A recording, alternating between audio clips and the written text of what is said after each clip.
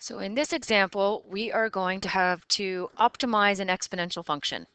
So in a research lab, a dish of bacteria is infected with a particular disease. The equation n of d equals 15d e to the power of negative d over 5 models the number of bacteria n that will be infected after d days.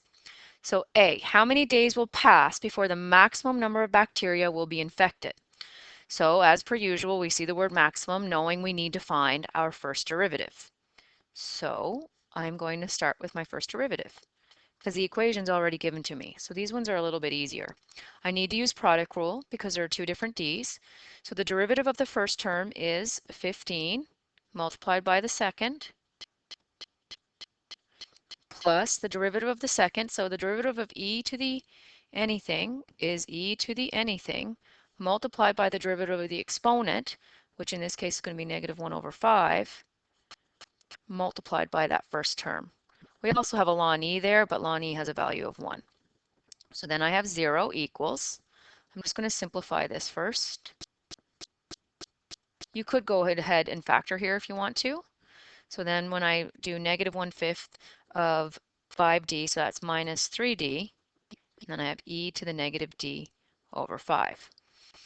I see that both terms have e to the negative d over 5, so I'm going to factor that out, and I'll be left with, I'm actually going to factor out a 3 as well.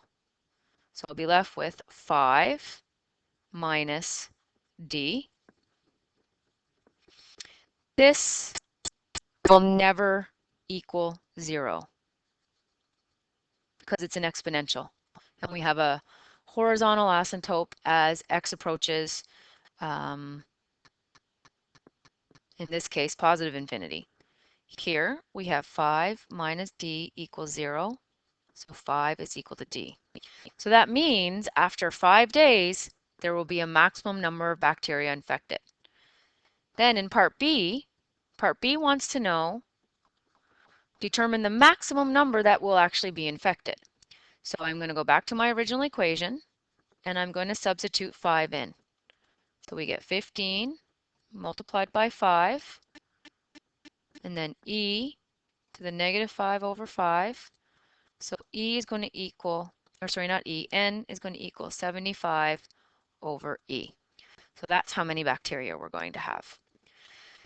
The exponential equations themselves, are a little bit easier because like I said, the equations are given, so you don't have to generate those equations. However, you need to be careful with your factoring.